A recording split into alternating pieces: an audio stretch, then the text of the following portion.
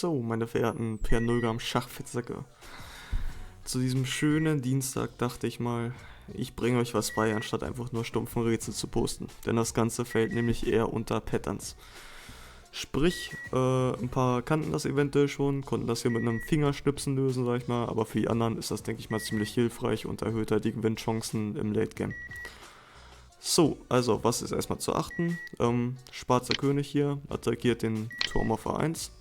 Dazu hat er noch diesen starken Bauern auf A2 und auf B4 ist auch nochmal ein ziemlich starker Bauer.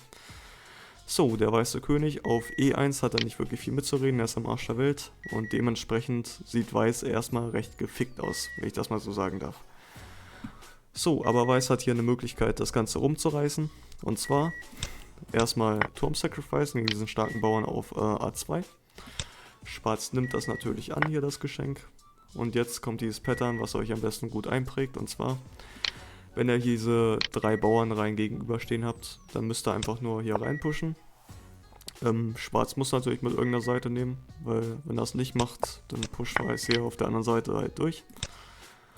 Sagen wir, nehmen wir mit dem hier.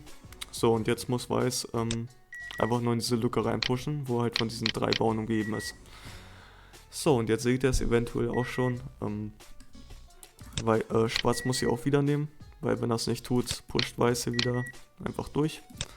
Aber selbst wenn Schwarz nimmt, kann Weiß einfach mit dem anderen Bauern dran vorbeirennen und am Ende zu einer Dame promoten und das Spiel gewinnen.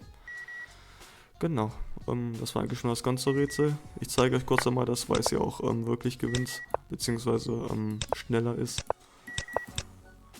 Jo, und sollte, keine Ahnung, Weiß nicht komplett behindert spielen, dürfte das auch recht easy zu gewinnen sein. Gut, ich wünsche euch noch eine schöne Restwoche. Genießt das Wetter und bis nächste Woche mit einem etwas schweren Rätsel. Tschüss, tschüss, tschüss.